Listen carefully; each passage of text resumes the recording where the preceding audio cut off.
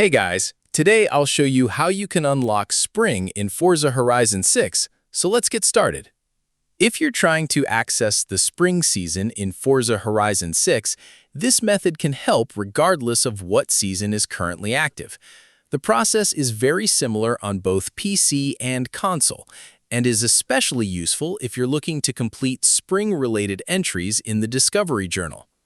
First, completely close the game. Once the game is no longer running, open your device's date and time settings. Turn off Set Time Automatically and Set Time Zone Automatically. After that, select the option to set the date and time manually.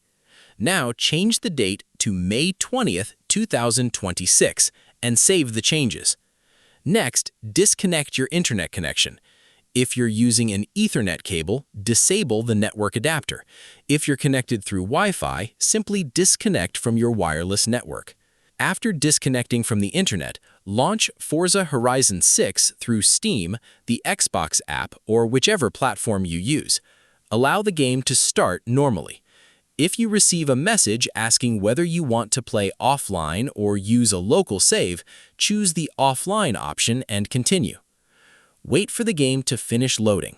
Once you're in the game, the season should now be set to spring. Then you can explore the map, complete spring challenges, and finish any spring-related Discovery Journal objectives that you still need.